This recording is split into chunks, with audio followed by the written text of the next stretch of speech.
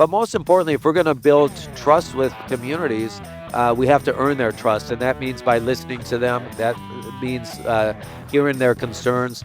The first conversation we have with voters should be, listening to their hopes and dreams and aspirations, and then building trust around shared values. And the last conversation we have after we've already built trust with them and earned the right to ask them for this is asking them for their support for our candidates in our party.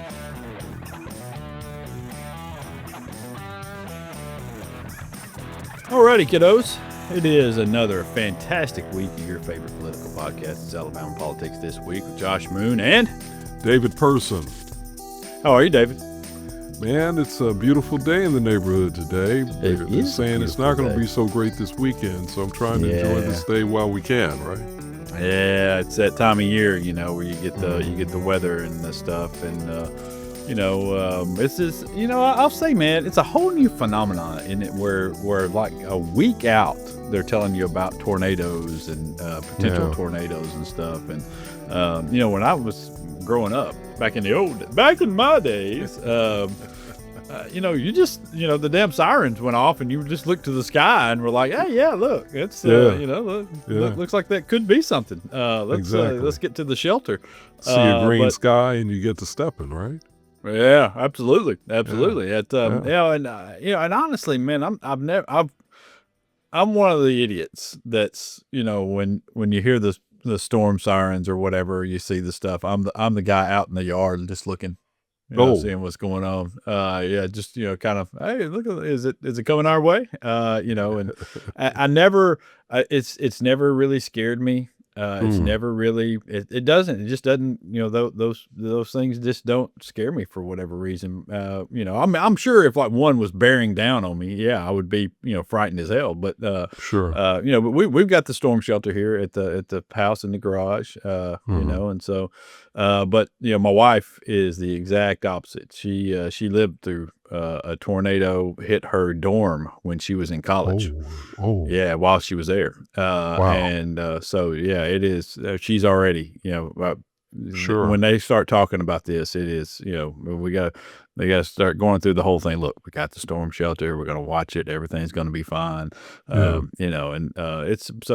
is. I mean, the anxiety of that is very, very real. And these people who play it up for clicks and views and stuff, man, y'all are torturing some folks out there. So I wish some people would be a little more cautious and careful about it. With the reporting and the reaction. Sure. Yeah, I'm with you on that. Yeah, but no, it is a beautiful day here. A little early for me. But not Me too. Nothing.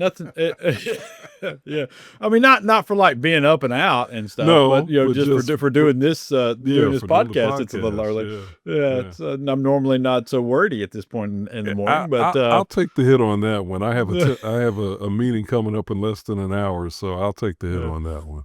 No, it's okay. It's it's nothing under. It's not like we're doing it 5 a.m. or anything. We're okay. Right. Yeah, there's no reason to take a hit. All right. Hey, before we, speaking of taking hits, we've got our friends at Wind Creek Entertainment that sponsor this, and we want to thank them for their continued sponsorship and help with this, because this is Alabama Politics This Week, brought to you by Wind Creek Entertainment, and they operate 3 great facilities around here in the state of Alabama, in Atmore, Montgomery, and Wetumpka. They have the nice resorts style deals in Atmore and Wetumpka. David stayed in Wetumpka. I've stayed in Atmore recently. We can both attest to the fact that they are top quality, high-end establishments that go out of their way to treat you very nicely. I wish that everybody would go and do this and understand exactly what we're talking about. All right. It is, they're good. They're good people. They sponsor a lot of things around the state. They do a lot of good for a lot of people, and we appreciate the Porch Creeks for what they do for us and for everybody else and the stuff that they've done around. I read a story the other day, man. I've got a $4 billion annual economic impact on the state of Alabama. Yeah, that's incredible. That is wild, man. That That's is, I mean, that is a incredible. lot of money, and Yeah. hey, that's just all the jobs and all the different industries that Mhm. they're a part of, Mhm. they're number one employer in the state in the hospitality industry. They do a good job. They pay well.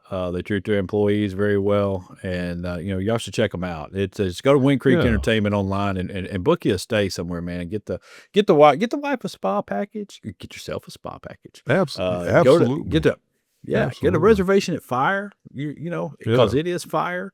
It is, I ate there. It And is.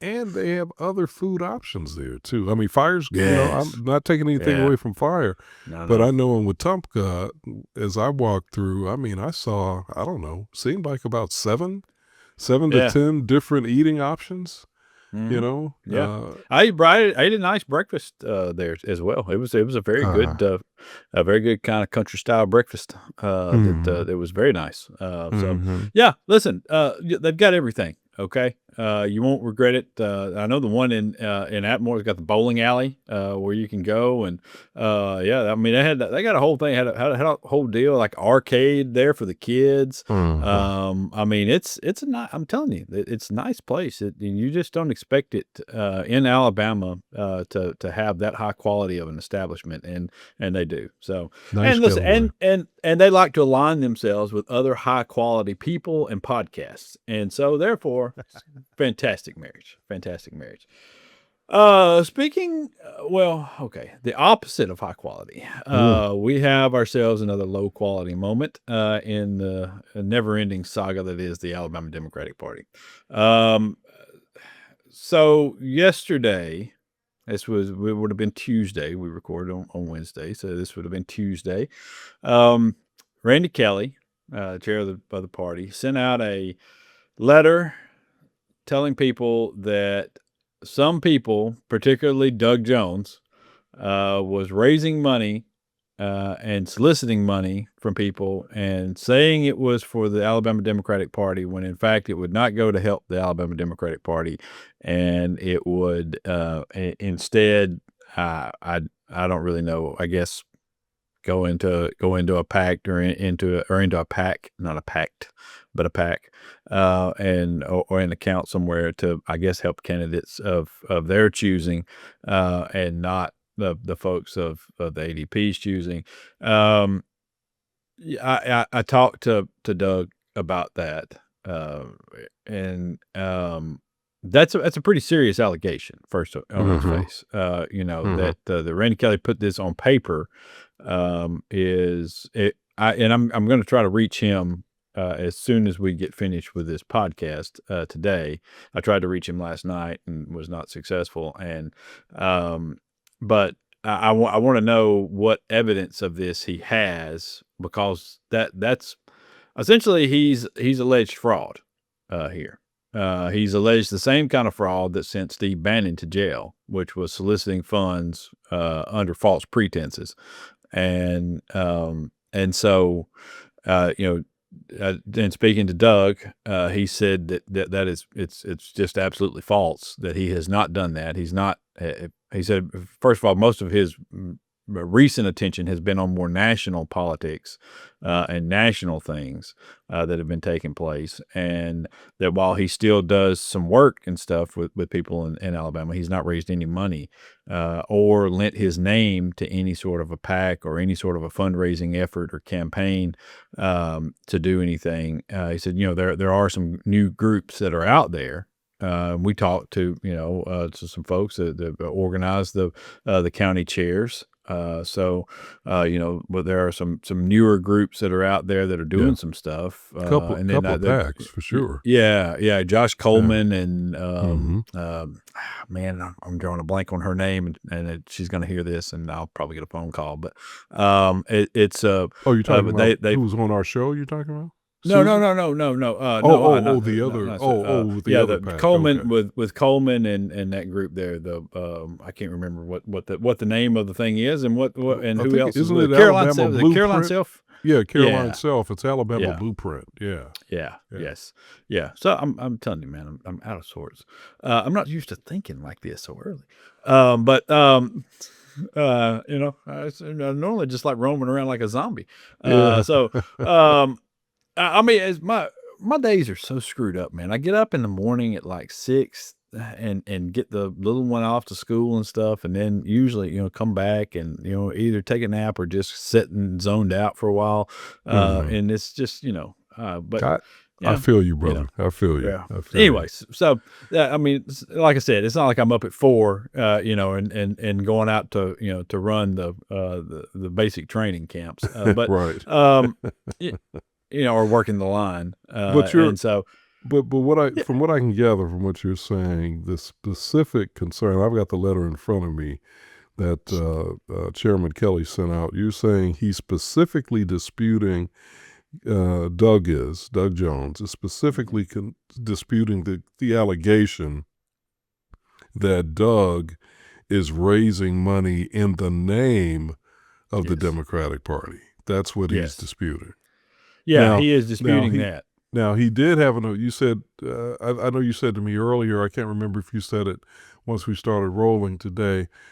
He did have an affiliation, though, or does have an affiliation with a PAC, right? Or he does Yeah, I not? believe he has an affiliation with a national PAC, A but it's national not PAC. one. It's not one that is raising money specifically in this state. I think it's more of a national sort of a deal. So the actionable thing would be if Doug, in fact, was raising money, if there was evidence that Doug was raising money purporting to be representing the Alabama Democratic Party. That's what would be actionable. And Right. he's saying that is not the case. Now, my question, and I know my question to you was when you sent me and our producer this letter late last night, my question was, well, is Doug involved in some effort to basically create a shadow, or I won't even say shadow, but a mirror Democratic Party for Alabama, similar to what former Alabama Chief Justice Mark Kennedy had done back in the well, he was no longer Chief Justice at that point, obviously, but former Chief Justice Mark Kennedy had done, I think it was about 20 or so years ago.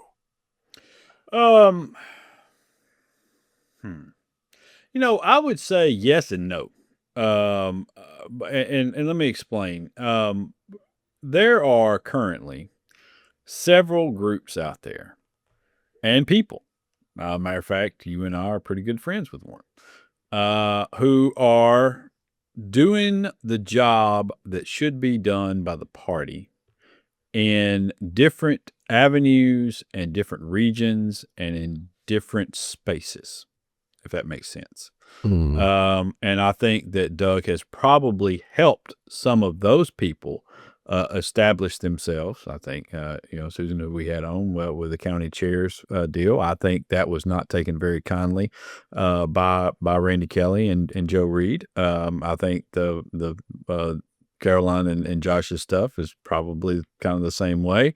I think there are some other groups that have been meeting and are. I think I'll just put this: there are a lot of people who feel as if the party is not doing a lot of the things that the party should be doing in terms of recruiting candidates, training candidates, meeting with county chairs, organizing, establishing get out the vote efforts in a number of races, identifying races where they feel like they could make some headway.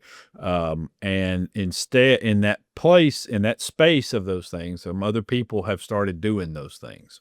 And so, yeah, I don't doubt at all that Doug has probably helped some of those people in terms of doing that.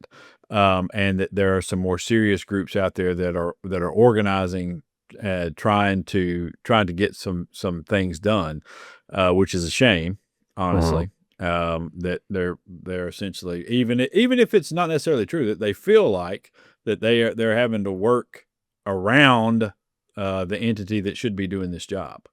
And so Yeah, I think that's taking place. But what his main concern was the fact that this is alleging that he's raising money in the name of the Alabama Democratic Party, and basically under false pretenses that he's doing this. And his comment to me was, look, if this was the case, then what should happen is they should call me. Or if they want to handle it, go all the way to the most extreme, they should have their attorney send me a letter telling me to cease and desist, using the Democratic Party in this way to raise money. At which point, I could then have a conversation with the attorney or with them and say, what are you talking about? What evidence of this is there that you're being presented? And then we could get to the bottom of it. He said, because he is not doing that and has not lent his name to any sort of an organization that should be out there saying that, he said, even endorsed by Doug Jones, that Doug Jones has endorsed us, that he's unaware of any of that nobody's even asked him for anything like that. Mhm. And so he's like, he said, if they had just called me, then we could have probably gotten to the bottom of this and been good. So the other thing, I guess, that as I've looked at this letter that jumps out at me is, I wonder if, and again, I'm just, trying to look at this from a variety of angles here. Mm-hmm. I wonder if there's some confusion about raising money to support Democratic candidates and being open about that, as opposed to raising money in the name of the party. Because Yeah. as you suggested earlier, we know of at least 2 PACs that are out there that are raising money specifically to support Democratic candidates. Now, I'm not aware of either of those PACs doing that in the name of the Alabama Democratic Party, but certainly it's inevitable that, we're going to have people fishing out of the same pond here in all likelihood, or at least adjacent ponds, looking for money in some of the same arenas and areas. So I wonder if that's what's happening. I don't know, man. I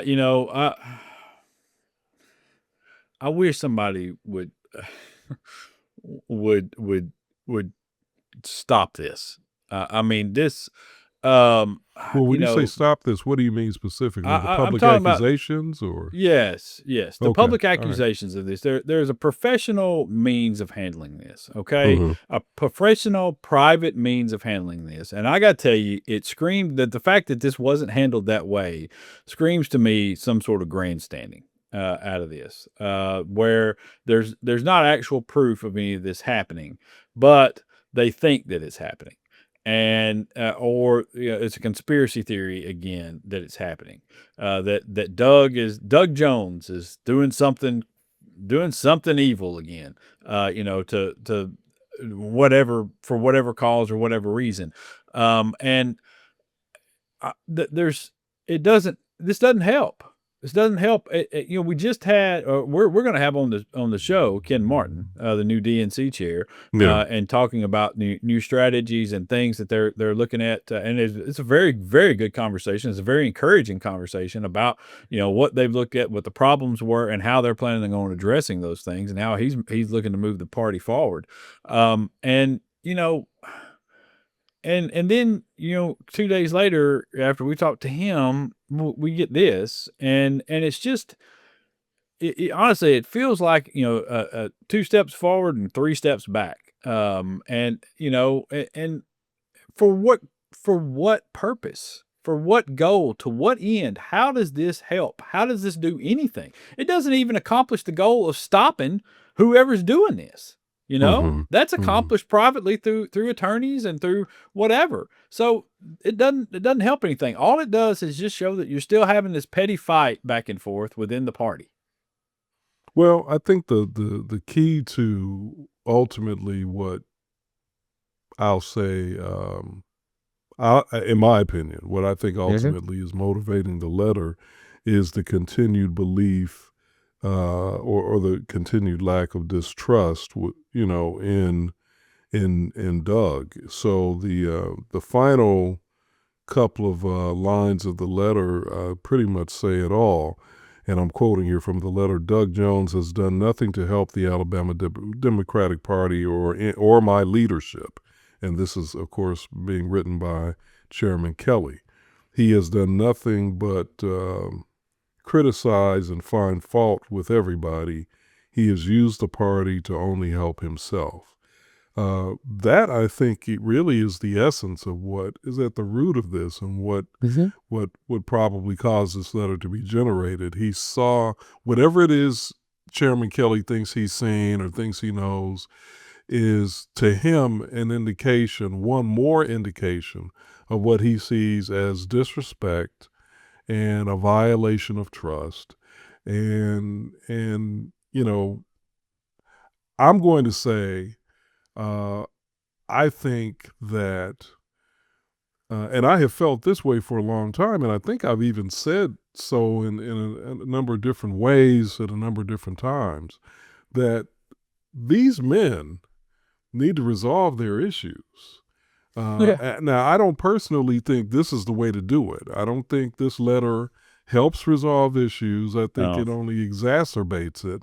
But I will also say that if a person feels that they have been publicly wronged or shamed or disrespected, then it's not really a shock that they're going to respond in a public way.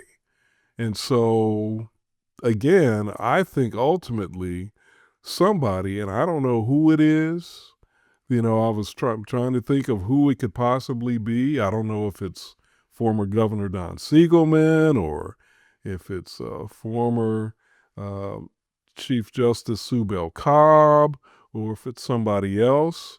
But somebody needs to get these two men, somebody with some authority, some gravitas, needs to get these two men in a room, and they need to, and I won't use the words we would use on the street, but they need to work their stuff out. I don't think there's any interest in that on one particular side. I'm not saying there's interest in it, but I'm saying it needs to happen. I agree with you. I don't know that there's interest on either side. Oh, there is. There's interest on one side. One person has extended an olive branch in this. If that's the case, that's good. But all I see is sort of back and forth. And I'm just saying, I think, because when Doug came on here, Doug said some pretty inflammatory things on here, some provocative things on here on our podcast. So that's why I'm saying I think there's a need for both of them. I don't sense that there's an interest on either side based on what Chairman Kelley has done, what former Senator Jones has done. I don't think there's an interest on either side, but it still needs to happen. Yeah, I mean, it needs to happen. It needs to. The infighting and stuff is absurd when you consider what is going on around it. And where the party is, and it's hard.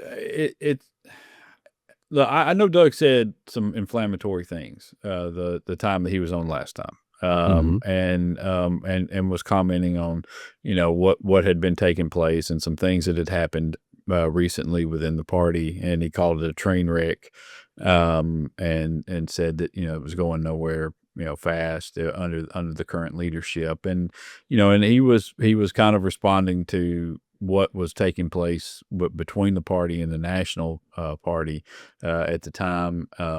And, whether he was right or wrong, he probably, there's probably a better way to handle it than that. But there's also this continued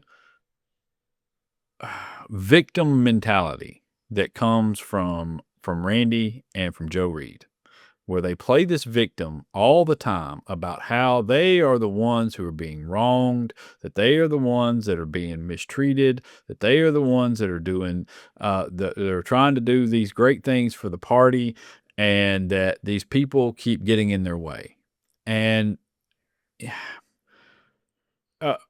if first of all, most of it ends up like this right here, where it's what do you know where you they say something, they've taken a kernel of truth and blown it up into this, where maybe somebody out there is saying that they've got a PAC or they've got something that they're raising money for and that they're endorsed by Doug Jones, and that's where this all sprang from or whatever. But that doesn't change the fact that they're not doing most of this stuff, that they're not doing a lot of the things that they should be doing, and people are having to work around them to do the things. And so you can't be incompetent at the job and then play the victim when somebody comes in to try to do the job for you. And that's where I have the biggest problem. Well, I'm just going to say, and I know our time is getting away from us. I'm going to say this one final thing. I would not use the word victim. I would use the word target. I think that again, whether he's right or wrong, and I'm not saying he's right, I'm also not saying he's wrong. I'm not in a position to really judge other than what I see publicly and what I read publicly. But I certainly think that Chairman Kelley thinks that he is being unfairly targeted. I wouldn't characterize it as that he's positioning himself as a victim. I think I would use a different word, but maybe the end result is the same. Some people may say it's semantics, but I think the bottom line is, from the way I see it, he sees himself as a target. And again, he could be right, he could be wrong. I think the bottom line is, whether he's right or wrong, whether he's accurately being characterized as a victim or a target or something else, if these two men don't figure out a different way to handle their situation and don't figure out a way to resolve their issues or at least come to some kind of reasonable détente, the Alabama Democratic Party is going to suffer. And as you said, we've got the new chairman, Ken Martin, coming up after this conversation, who is talking about doing some things that will help the Alabama Democratic Party. But he's going to have to, and maybe he needs to be the one to do it. I don't know. But somebody's got to help bring a productive resolution to this conflict. Well, all right. This will be my opinion on this. My opinion on this is this. Everything that has happened with Randy Kelley, he's brought on himself. And he's done so by the fact that when they came in, this is to me, this is the whole the original thing of this whole deal. He could have come in. He got voted in by a majority of the people at the meeting. He rightfully won his spot as chair. No one disputed that at all. Okay. He could have come in and decided to unify people and be the leader of the party and do that. And instead, their first action, not the first action to lead the party forward or to get out and get more candidates or to handle things, was to do away with the caucuses that brought in a whole lot of new Democrats into the party. And he went about systematically tearing that down and trying to tear down all of it, to the chagrin of not only all of these people in the party that he was alienating, also alienated the national party to the point where they got called back up there and told they couldn't do it, and was forced to then backtrack on a lot of what they were trying to do, and still have not completely done what they were supposed to do. And then on the throughout all of that, they have played, I'm going to say, they have played the victim in this, and they have used race, and they have pinned it on Doug, because Doug is the evil white man that's trying to do this to them. And in most of the cases, they've used him when he's not even really involved in any of it, because it sounds good to say it, because he was behind the original stuff when they got ran out to begin with, back when Nancy Worley was the chair. And so I say that in my opinion, this started with that, and it's continued on with that. And until they put that all back and decide that they're going to run the party in a way that brings people together and appreciates the caucuses and sees value in bringing in as many diverse views and voices and young people, and everything that they can do in that regard, then they're going to continue to have these problems. They're going to continue to have people that are trying to usurp their authority in however way they go about it. They're going to continue to have people who are going out and trying to do the job because those people see what they're doing as the right thing to do for the party because it's not being done. And it is being done by the Republicans across the state. And they're continuing to kick our asses in these things because these things aren't being handled properly. And, and that's my opinion on it. Yeah, they need to settle it.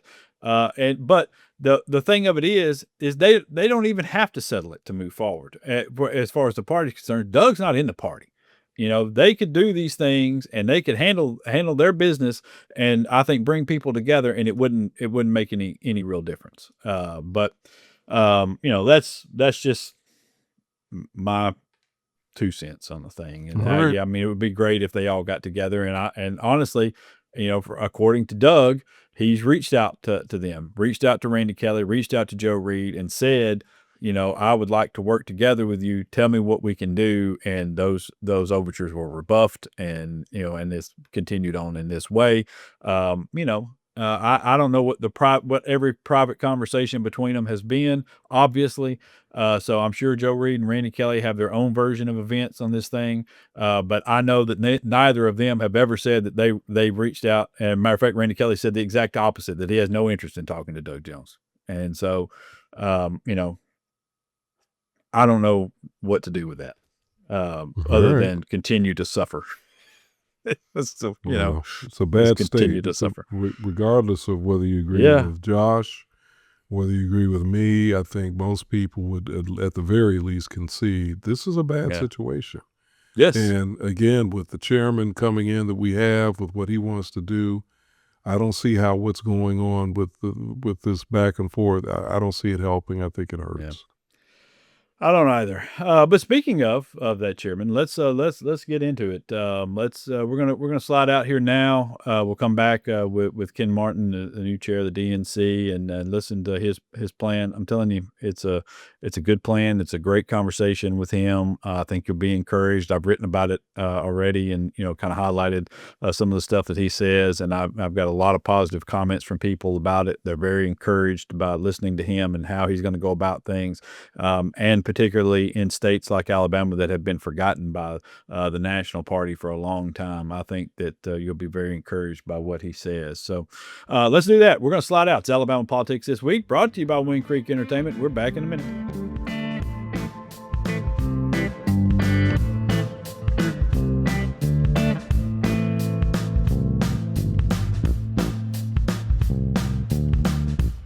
All righty. Welcome back. Alabama Politics This Week. Josh Moon, David Person, and we are thrilled to have with us now the new chairman of the Democratic National Committee. Ken Martin is with us now. Chairman Martin, thank you so much for spending some time with us. Well, thank you, Josh. Thank you, David. Thanks for having me on today. Absolutely. Glad to have you. I guess we should let people know we're kind of open with everybody and don't play around a lot with it. This is Sunday. You have, I'm assuming, have been over in Selma at the bridge dedication stuff, the 60th anniversary of the bridge crossing and Bloody Sunday. I guess tell us, kind of what's been going on in your world for the last 24, 48 hours. Yeah, I mean, look, obviously, I was honored to be down in Selma for the 60th anniversary of Bloody Sunday, where we commemorated the foot soldiers in the civil rights movement to cross that bridge, who, really changed history. Without what happened there, of course, we wouldn't have ushered in the Voting Rights Act. It was a critical moment in history. And, one of the things I was reflecting on as I walked across that bridge earlier today with thousands of other people is it was really moving, of course, but thinking about the folks who walked across that bridge 60 years ago, and the fact that they knew what was waiting on the other side. They didn't flinch. They didn't back down. They knew what was going to happen to them, and they kept marching on. And I think in this moment in history, when we're facing uh, such a significant injustice right now that we're seeing in Washington D.C., it's going to require people to steel their spine and get ready to fight and resist with everything they have, right? Much like John Yeah. Lewis and of course Hosea Williams and others who crossed that bridge 60 years ago. It's going to take us right now in this moment doing the same thing to steel our spine and get ready for this fight. Yeah, it's been, I guess, a tough couple of months for Democrats, and it's not been a lot of fun for us here for a long time in Alabama. So I guess one of the things when we started this podcast is Anthony Daniels, who is the House Minority Leader here. He helped us get this thing launched out, and has been integral in helping us along the way. And one of the things that we talk about a lot with him is how we feel like the South, the red states, are sometimes forgotten about by the national party. And sometimes they are overlooked as unwinnable. And one of the criticisms that we've had a lot is that when you take that approach, you don't force the other side to spend any money here too, defending their turf. So I wonder having been over there, seen the enthusiasm, seen the people, and met a lot of the party around in this state. Is that something you can see changing under your leadership? Absolutely. I mean, look, just spent the last 8 years as the head of our state party association, the Association of State Democratic Committees, where I wrote the 57 state party strategy, our Mhm. 50 states, and of course the 7 territories. It's an acknowledgement that, there's no such thing as a perpetual red state or a perpetual blue state. If we want to move a red state to a purple state to a blue state, we have to invest time, energy, and money in those places. I'm a big believer that when you organize everywhere, you can win anywhere, and that includes places like Alabama. I mean, think about this. Alabama is a state that elected Shamari Figures to Congress and elected Maryland Lands to a state House seat that Trump had previously won. Building everywhere starts locally first, and that's why I'm here in Alabama on my ninth trip now, but my third trip overall as DNC chair was to a southern state like Alabama. It's a state I believe we can win in again, and it's going to take, again, investments of time, energy, and money. So, but we have to be, as I said when I ran for DNC chair, we have to get the DNC out of DC. We cannot be a party that actually just focuses on 7 battleground states and a few congressional seats. We can't be a party that's just focused on federal races. If we want to build both for the short term and the long term, we have to be competing up and down the ballot and contesting races at all levels, from state races to legislative races, all the way down to local races. They all matter right now, and our own indifference, as an example, to local races has allowed the conservative movement in this country to take over so many of our school boards, where they're now banning books, whitewashing history, attacking our children, as an example. That's partly on the Republicans, but it's certainly also on us because we're not contesting those races and we're not organizing around local races. So for me, I take a very holistic view on how we build power. We have to compete everywhere across this country. We have to compete in every zip code and organize in every zip code. And we have to do it up and down the ballot, competing in every race. Well, I got to say, Chairman Martin, this is the first time that I'm really hearing this sort of positioning coming from the DNC with passion. And it sounds like you've got some commitment behind it personally with your repeated trips to Alabama. So I'm glad to hear that. Now, one thing I've learned is that you have been credited for year-round organizing, I think with the Democratic Farmer Labor Party in Minnesota when you were up there. So what I'd like to know is, What do you envision implementing or helping? I shouldn't say implementing, but helping to implement here in the state of Alabama when it comes to the Democratic Party doing year-round organizing? Yeah, I mean, look, it's what we do in Minnesota, as you mentioned, and it's what we have to do here in Alabama, and frankly, in every state throughout the country. Because the reality is the first conversation we have with voters should not be a transactional conversation where we're showing up and asking them to do something for our party and our candidates. One of the reasons we've lost ground with so many parts of our coalition is because people feel like we're just using them for their vote. We show up, we ask for their vote, then they never see us again for 2 years, and the next conversation they have with us is the same. So, we have to actually be engaging in conversations all the time with voters. We have to organize in communities constantly. We no longer live in a campaign environment where it's just the last few months of an election when people are paying attention. But most importantly, if we're going to build trust with communities, we have to earn their trust. And that means by listening to them, that means hearing their concerns. The first conversation we have with voters should be, listening to their hopes and dreams and aspirations, and then building trust around shared values. And the last conversation we have after we've already built trust with them and earned the right to ask them for this is asking them for their support for our candidates in our party. So again, that means investing year round. It's going to cost a lot of money. There's no doubt about it. But look, we just spent $2.5 billion on a presidential campaign, and I'm not going to take a scarcity mindset as it relates to organizing. Of all the titles I've held in my career over the last 34 years, the one that's most important to me is organizer. I believe passionately that we can win the hearts and minds of people back to the Democratic Party if we actually invest in building a relationship with them. Well, you know what? As somebody who goes to church on a regular basis, I'd say we're singing out of the same hymn book and on the same page and even the same hymn. I like what I'm hearing.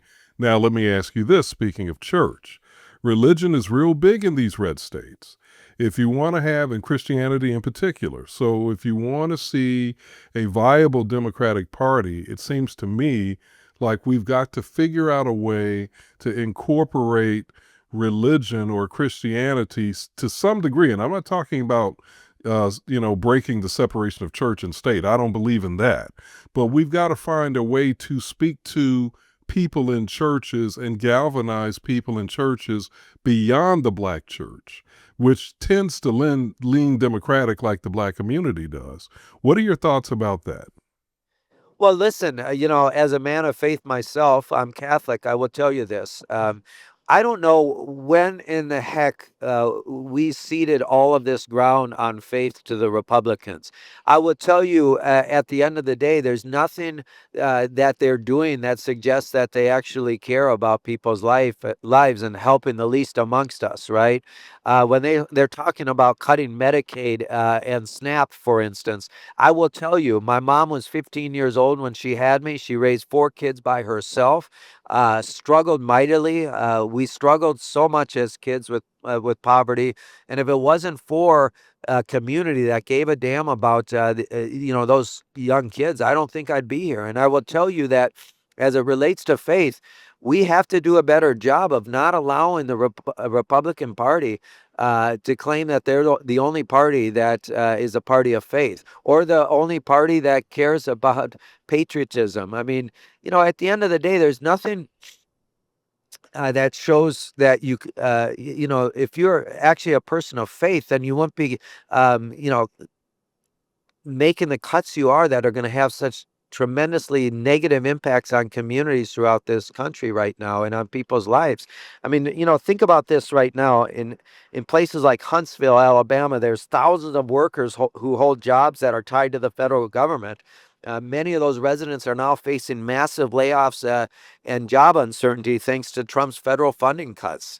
His threat to dismantle the Department of Education is likely going to put $2.5 billion of revenue from the U.S. Department of Education just for Alabama schools at risk. And how is that going to impact children? And I say that because so many of these policies that the Republicans are pushing would have devastating impacts on people. And you cannot tell me you're people of faith when you can go about it in such a callous and indiscriminate way, knowing that it's going to impact the least amongst us.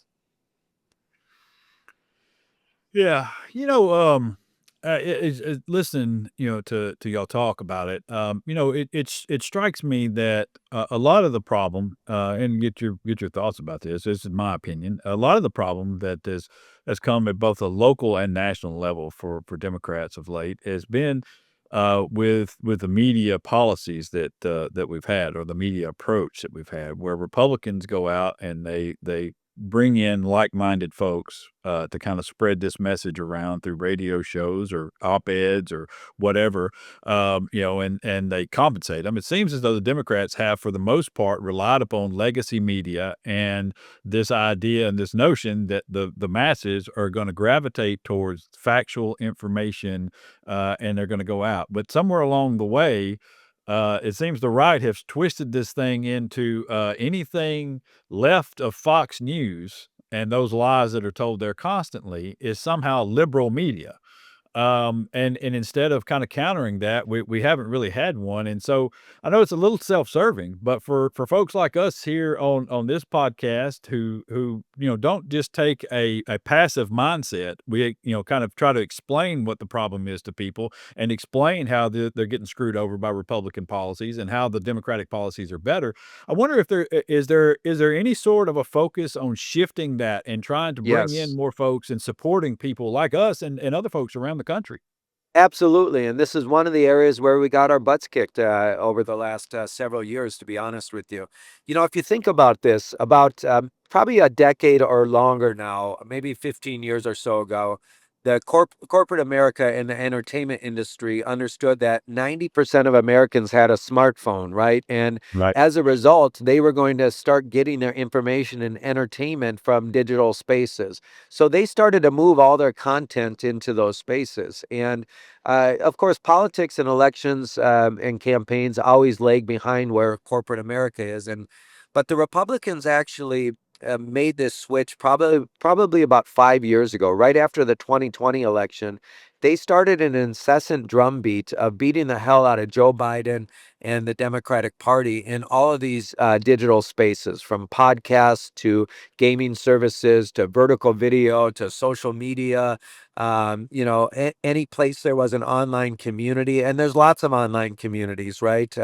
Like online knitting communities, online dating Yeah. communities. I mean, people Yeah. actually are building community in all of these digital spaces. And what the Republicans did so well, to your point, is they paid micro influencers, people on these sites who were trusted messengers and trusted validators. They paid them to spread their misinformation and disinformation for 3 years before we were ever even revving up our communications infrastructure.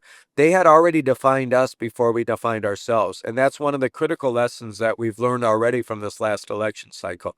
We have to meet voters where they're at. Look, I'm a hunter, right? And people ask me all the time, where do you go to hunt? And they think I'm going to give them my favorite deer stand or my favorite hunting spot, which I don't tell anyone, right? Right. But the reality is, if you're going to go hunt deer, you go where the deer are, right? And it's not a perfect analogy, but in this case, we didn't go where voters were. We didn't go to where they're getting their information. Most people, I'm 51 years old. I still read a hard copy of a newspaper, but I don't even watch broadcast TV anymore.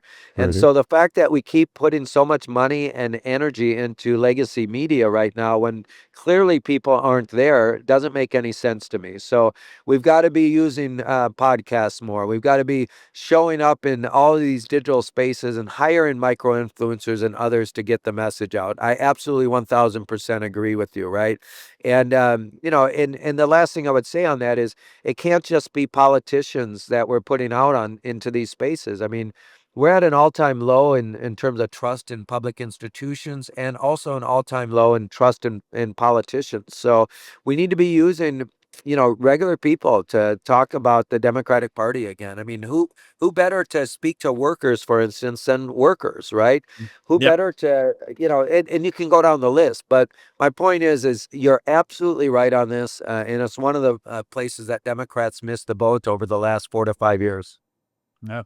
Well, listen, last thing, because I know you got to go. You're on the way to the airport. But it is refreshing to no end to hear, that we're going to take a strategy and look at red states and southern states, especially like ours, where we have struggled for so long. Of course, we do have some issues in this state with the state party. I know those things have been addressed, and so before I let you go, I just wanted to ask you about the interactions that you've had this weekend with everyone, to see how those things went, to make sure you believe that things are on the right track. Yeah, look, I mean, I just came from an event with the Alabama Democratic Party where probably 150 people were there. And, there's a lot of good energy in that room, right? And, what's important to me is folks throughout this state know that, there's no one person that is the Democratic Party. And, I reject this savior mentality that developed in my race for chair, that this idea as if there's one person who can save the Democratic Party. There's not. Right. And I'm sorry to disappoint people if that's where And they've put their faith right now. It's going to take all of us. It's going to take every single one of us, and not just people who belong to the party, but people who share our values, who are deeply concerned right now with what they're seeing in this country. And it's going to take all of us rolling up our sleeves. All right, and my job is to make sure that we channel all that energy, get everyone rowing in the same rowboat, rowing in the same direction towards the same goal, which is winning again. You don't get brownie points if you come in second place. You can't improve people's lives or strengthen communities if you're in the minority. And that means we all have to work together. Despite whatever differences we have, right? Despite whatever history there is, we're all in this together, and we have to find ways to work together. And so I'm absolutely committed to working here in Alabama. The South is critical to the future of the Democratic Party, and we're going to be here a lot over the next several years. That is fantastic to hear. And listen, thank you. I know you're busy, and you squeeze this in, and we really, really do appreciate it. And we look forward to talking to you yep. again in the future. And however we can help, we're always around and a phone call away. So we're happy to do it. Well, you can. Absolutely. Here's how you can help. Have me back on again, and I just want your listeners to know at this exact moment right now, there's 4 things you can do to help. One is to show up to town halls for both Democratic and Republican members of Congress, and make sure you let them know what's happening in your lives, particularly if you've been impacted by these funding freezes and the cuts by the federal government. Second is to make sure that you help any Democrats listening, help us in these upcoming special elections on April 1st, where we've got critical Supreme Court race up in Wisconsin, and of course, 2 congressional races in Florida, 1 in Florida 6. You can go to the DNC website or to the Florida Democratic Party or Wisconsin Democratic Party website if you want to volunteer virtually from the comfort of your home. Third thing you can do, if you're willing to, is to run for something. We have 100,000 local offices on the ballot this year, many of them uncontested, as I mentioned, races like school boards, city council, mayoralships. Run for one of those offices. We need to contest every race, and we need to build power in every public policy arena throughout this country. And the fourth thing you can do is join your party. If you really want to make a difference right now, we have vacancies in every part of this country, in every part of this state in Alabama. Roll up your sleeves, join the party. I want to build a volunteer army of people ready to go. I want our party humming in every state, in every county throughout this country. So by the time we get to the 26 elections, we have a well-oiled machine, and we're prepared to win. So 4 things. You don't have to do all 4, but if you just do one thing, I'd be very grateful. And thank you so much, Josh. Thank you so much, David, for having me on. Absolutely, It was thank our you. That is pleasure. a new Yeah. DNC Chairman Ken Martin. That I liked everything, and man, we really appreciate the time. Just have a safe trip, and we'll get you back on as soon as you're ready. All right. Thanks, guys. Take care. Thank you. Bye-bye. It was Ken Martin. I liked everything there. Yeah. I think that if they're actually going to put some resources, I mean, number one, it sounded like he was going to give us some resources, so I'm all behind that. Uh, uh, but number two, if he's going to put that, and actually, I'm just kidding. Let's swap these. Yeah. One, and then I'll take second. Okay, fine. If he wants to put some actual resources into building from the ground up, in this state and helping some folks, some good people that have been trying to build in this state for a while, then by God, I'm all for that as well. So, Yeah, I'm excited about the idea of actual year-round organizing and campaigning. We've seen the Republicans do it. In fact, I'd have to say, as appalled as I am by so much of what Trump does and stands for, one thing I have to credit him for is he has been ingenious in never stopping his campaign. He's Yep. been campaigning pretty much nonstop for almost 10 years now. So, there's a logic to it, and we've got to do that. Yep. No, that's 100%, man. And it's I don't know what it's going to take for folks to realize it, but this idea that you're going to be able to rely on. I mean, to me, look, I know that it's self-serving, and I get it. Okay, but I mean, even if I'm removed from the equation, I still feel this way. This idea that you can rely on the same mainstream media out there. You see the legacy folks and how they've handled this and how they've been manipulated by this process and how this their misguided notions of fairness, where the notion is that you allow these people to tell these lies and you present these lies without fact checking them in a lot of cases, and you rely on the people to come in behind you and do the job that you should be doing, which is telling people, no, this is a lie, this is an absolute falsehood that's being told here. You all right? I nearly died. What happened? I don't know what happened, man. It was like a ghost come through and just knocked my camera over. I don't know what happened. Oh, man. Yeah, that was kind of wild. All of a sudden, Yeah. everything went kind of Yeah. hinky, Well, and got I a didn't little see you. cockeyed there, didn't it? Yeah. Yeah. All right. Yeah. We're That's a podcast first. well, all right. That's maybe we can edit that out.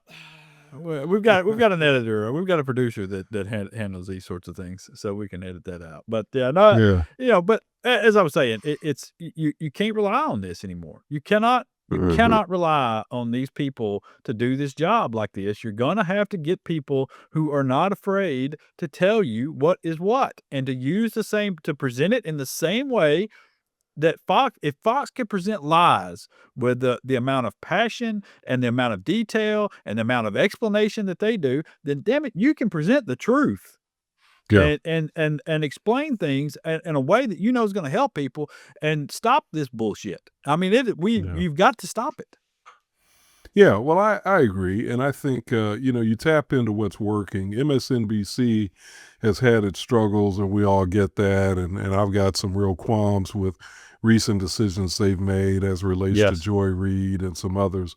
But I will say, overall, as an entity, they still, as long as Rachel Maddow's there for sure, I think they represent a viable mainstream media option. But aside from that, I think he's absolutely right. We got to diversify. And also we got to do, I think, a better job of messaging, not just on the non-traditional or the new media platforms like ours and others, but just using advertising more effectively to do year-round messaging. It almost seems like you need to have a war room in every state almost. Yeah, you need a communications hub in every state. That's right. Where you need a communications hub. Cranking it out every day or every week. You're cranking out stuff. I'm going to tell you. And using advertising, not just news media, but advertising. Yeah, man, I'm going to tell you that I've had this conversation with several people, and I've had it now for years about what this communications hub. You've got to have a communications hub that helps people get on the same page. And listen, I'll tell you this, one person who's taking it seriously, I mentioned him before, was Anthony Daniels, and you see what he has done over in the House with the representatives there that he's in charge of or helps organize and stuff. And I mean, it's a whole different Yeah. game, over the last couple of years with them. And it is Yeah. until we get everybody on the same page and we start moving in that direction and we start a hub where, you're getting the communications out, you're attacking these insane ideas, you're letting people know the truth behind what's actually going down and why they're losing money and why they're losing sleep every night over their bills and stuff, and why their kids' schools are actually so shitty. Why, these are the things, until you start this thing and start telling people all the time and get it into the spaces where they are, this is gonna continue to be a problem. Right. And so I think corrective action starts from the top. This is the Yep. first time in my memory, and I could be wrong, but this is the first time that I clearly recall a DNC leader being in the state of Alabama. At least I'll say, now I don't know, maybe they came when the presidents came down, like when Obama was here and when Clinton was here. Maybe they did then, I don't know. But if they did, they weren't particularly visible. Here's a Yeah. man who actually comes on, reaches out to us to come Yeah. on our podcast. Yep. I heard he was going to be on another one of the main radio shows in Birmingham that leans towards Democrats and progressives. I don't know if that's true or not, but that's what I heard. So, already we're seeing indications that from the very top of the Democratic Party, there seems to be a new focus. So that's Yeah. what I'm hoping for. And let's just, let's cross our fingers and toes and also just make sure that we hold the Democratic Party accountable from the top down to live up to what the chairman just talked about. Yep. That's this is what we expect and this is what we want. And it's listen. Actually, I'm gonna tell you this. I think it's something actually more that I want, because the Republicans are already doing this and they're doing it very effectively, and I want it done more effectively, and I want it done more comprehensively, and I want it done to the betterment of people. And that's what the Democratic Party is about, and I think that's No. that's a small thing to ask. But all right, let's get out of here. We'll slide All out. We'll be back for y'all. We'll be back in just a couple minutes to wrap this thing up. For us, we'll be back in a few days. We got all kinds of time. Yeah. But yeah, no, it's that was a great interview. We'll be back to wrap it up in just a minute. Alabama politics this week.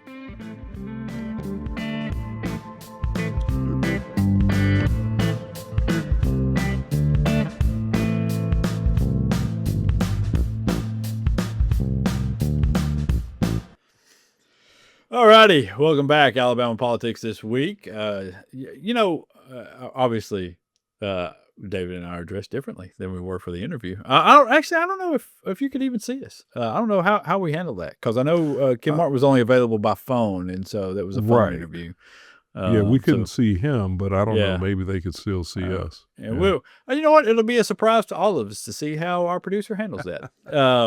But if you can't see us, we are, we did change clothes, because that's what we do. We interview somebody, we change clothes. Our thanks to Ken, though. He was great. Yeah, it was great. And look was forward. great. And you know what? It's people, as soon as that was over with, sent a message and said, "Hey, man, he really enjoyed that and would like to come back on. And so let's remain in touch here, and we want to get him back on here within the next month." And so, Awesome. yeah, Awesome. I'd love to have him back and talk about this stuff a lot and see what's kind of going on, and also to get them to sponsor, and so. I love it that you're still a salesman. I love Right. that. Listen, man. Hey, listen, I'll let me tell you where to send the checks. But our thanks also to the folks at Wind Creek for sponsoring. Yes. We really appreciate them and all they do. Absolutely. And also to the SPLC for their sponsorship and Absolutely. support, and everybody else that's that helps out. And you know what? To you, the valued listener out there, you make us I would have to say we're the most listened to podcast in the state. We're up there. Boy. We do very well. I like the sound of that. Yeah, I mean, I can't say that officially. I guess I could because, I mean, at this point, who gives a shit about truth? I mean, the president says whatever he wants to say. Why can't I? Yeah, we can just make it up as we go along. We can just make that up as we go. I mean, it's kind of like Tommy Tuberville, which is where I wanted to bring this up. Yeah. Well, first of all, we should probably bring up Tuberville in two regards. And I think we talked about him in his potential run for governor, but now he's still apparently kicking this thing around. And I'm not convinced he's going to do this because, man, he's going to face a world of problems, I think, and people digging through some stuff, and I don't think he's ready for that. And another interesting thing on that, Josh, is your boy Will Ainsworth has come out and said basically, I don't care if Tuberville runs. That's right. I'm going to do what I'm going to do. Yeah, which makes for an interesting battle, I think, because that tells me that Ainsworth has some confidence, and like you're saying, maybe he's gonna come out swinging on some of those weak spots. I think so. I think I can say with some authority that Will Ainsworth takes it as a challenge, and that he's not going to back down from Tuberville and this potential run, and he thinks he can beat Tuberville. I honestly think he can too. I think that, so? Yeah, I do. I think Tuberville goes in initially as the front runner because of the name ID and stuff. I think that very quickly fades. I think that very quickly fades into a pretty even match within the first couple of months after some of the hits, and that is assuming that the man can even qualify. I am not convinced that he can qualify to run for governor in this state. I think that a court will kick him out because I do not believe he is a resident here. I don't believe he's had a residence here in some time. I don't know that he's actually had a residence here the entirety of his time in the Senate. Not a real one. I think they have a house, a game day house that they have in his son and his wife's name over in Auburn, and I think that's the only residence that they've had here. And I think when you're running for governor of this state, you've got to be an actual resident of this state for 7 consecutive years, and he can't meet that. And by no objective way can he meet that standard. I know we're short on time, but let me just ask you this one quick question. Sure. If that is the case, why hasn't that been exploited by the Democratic Party? Why did they not exploit that? Because Senate is a whole different deal. All right. The terminology of it is one thing, and also some established law in there essentially says basically that you just had to be here for a period of time while you were qualifying. And if you don't, there are a number of senators who do not reside officially and have homestead exemptions for houses outside of the states in which they represent. And some of them for a variety of kind of logical reasons. I mean, their home maybe maybe they bought a house in DC, because they're spending so much time up there, and they find it more tax beneficial to declare it as their homestead. So something along those lines. And so, that it's just a whole lot more lenient. It's kind of like, when our folks were running for the 2nd Congressional District, and nobody had to actually live in the 2nd Congressional District to run for the thing.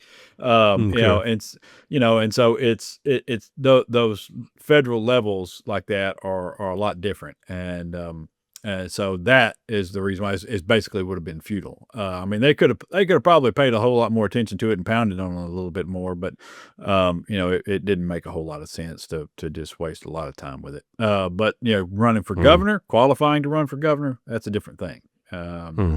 That's a whole different story. So we'll see where he is. But also Tuberville this week wanted to let everybody know that stock market dip that's now killing your retirement funds and everybody's investments in the market is what?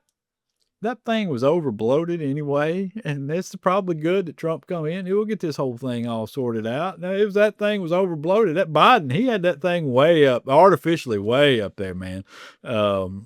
at Biden. You know, what what you in gonna the do with heck him? does that even mean? Uh, I mean, really, what does that Dude, mean? they just say things. It's just, listen, the emperor's clothes are so spectacular. I don't know if you've seen them, but that emperor's clothes, man. I mean, he has got some really great clothing. He's naked as a jaybird. Yeah. But what I don't get is that's such an asinine, nonsensical kind of thing to say. What capitalist ever says that? What business person ever says that? What investor ever says that? What is he talking about? Man, this dude, I mean, he just says things. He just says stuff, he just says stuff. And it doesn't matter anymore what the truth is on things. And, it's just like all of them now. And to avoid saying stuff, they're all now running from town halls like crazy. You got Mike Johnson out there telling them not to do town halls. Apparently, our boy Dale Strong over here, who is so proud of his anti-immigrant stuff that he was doing, that he was sponsoring, and Robert Adderholt, man, they've just canceled town halls over there. They canceled a telephone town hall. Dale Strong did. Canceled, going to cancel some other stuff. I think he canceled a Republican men's breakfast that he was holding. Yeah, it seems like that's what it was. I'd heard it described like that. It was supposed to have been at Trinity United Methodist Church in southeast Huntsville, and there was going to be a cost. I think like they were going to charge $8 or something for it. But now I'm told that it's now a Zoom. And I guess they're trying to keep that information kind of low key because I haven't seen that hasn't leaked out yet. The Zoom link or anything. So, well, if people get that Zoom link, they'll cancel that in a hurry too. I know. I did see where he sent a letter to some folks telling them, that he wasn't going to be available, but if they needed anything, his staff would be in Hartselle at some event. I think it was a couple of weeks ago, and then you can pass along any concerns, and they'll let him know. Well, he even told, and I don't know, I should have asked the person if I could use their name. So I won't use their name, but there's a Huntsville elected official, a Huntsville elected official who asked, when I say Huntsville, I mean the Huntsville area. Right. Be clear, not necessarily Huntsville City, but the Huntsville area, an elected official who asked to have a meeting with him. And I was told by this person that he declined to do it. He declined to do it, instead tried to pawn them off on one of his underlings, and this person didn't want to accept that. I mean, he can't. It's hitting them hard, what's taking place, and rightfully so. And so, it's there's no explanation. And some of the stuff that he said, and he got just absolutely crucified for that, the stuff about the job losses and how Huntsville can absorb them, which really must have made the thousands of people in Huntsville who have lost their jobs over some of this stuff feel really great to just let them know that Huntsville can absorb it. Not to worry, all you guys. Huntsville can absorb these low lives losing their jobs. It's just the callousness of all this is really kind of coming back to haunt them, and I hope it continues to do so. But listen, as y'all were losing jobs and services and your retirement funds and all that, your president was out there working for you. Okay. All right. He was out there working for you, the American people, the lowly worker out there. He was putting on a show for you guys. And he is our right-wing nut. That is Donald John Trump, this week for addressing the needs and the troubled times of the American consumer and worker, by holding essentially a car commercial on the White House lawn for the world's richest man. And that nothing sums up And I had a Facebook post basically that said, nothing really sums up the plight of what's taking place right now than that taken by. I was literally reading a story about this when an alert came through saying that the Trump administration is going to do away with EPA offices that are focused on eradicating pollution in poor areas. Now, of course they are. Yeah. Of course they are. Yeah. They could give a rip about the people in Birmingham or Uniontown who are exposed to toxins due to manufacturing or landfills. Yep. They don't care about that. That doesn't matter. What they do care about, though, is that Tesla can have the best possible sales it can have, and doggone it, if that means we got to line up some Tesla vehicles on the White House lawn and turn the White House campus into a used car lot, doggone it, that's what we're going to do. It's surprising to me, just how poorly those sales have gone. Simply because the guy that operates the dealership and is the face of this car company chose to alienate his primary market of customers. It's weird that it's worked out this way, that it's lost some 50% of its value over the last little bit. It's just, honestly, this has been such an utter shit show. It has been, I had a conversation, my daughter's birthday was this past weekend. We had a party for her and a bunch of kids, showed up to this thing and their parents, and we were talking, and a lot of them, work in the federal government. We're in Huntsville. So, they're working for the federal government. They're working for, defense contractors and other people. And so, I was talking to someone who works for the Department of Defense, and he was saying, it's so idiotic what's taking place and so chaotic. So we got this message to do the 5 things. He said, well, first of all, our boss is like, yeah, no, we're not doing that. And he said, and then we get an email from the actual defense secretary telling us that we had to do this. We had to give him a list of 5 things we did at our job. He said, my job is such that there are not 5 things that I can put in an email and legally send out. It's all classified information. And he said, so there's no task that I have performed at my job. It says, aside going to the restroom and, and things like that. He's like, there's no task that I've performed at my job that I can legally put into an email. And he said, and it's that way for our entire team. They were working on some sort of a satellite system, and it's just that they can't disclose any of the information about this stuff, about what they've done.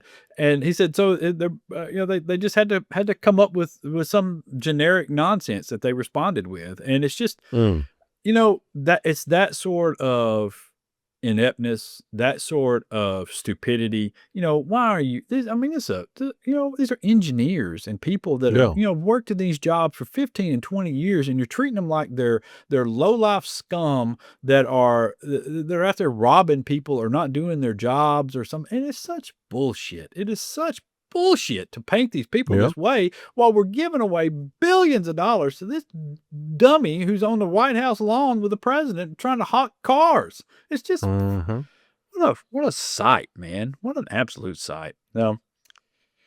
Yeah, it's shameful. Absolutely shameful. It is that. All right, and we should be outraged. I love your outrage. Thank you for that outrage. We should all be outraged. You're welcome. I do my best. I do my best when I'm outraged. Hey, especially this weekend, when I say my normal closing, y'all actually carry through, pay attention to what's going on out there, and please. And until next week, y'all be safe out there. Peace.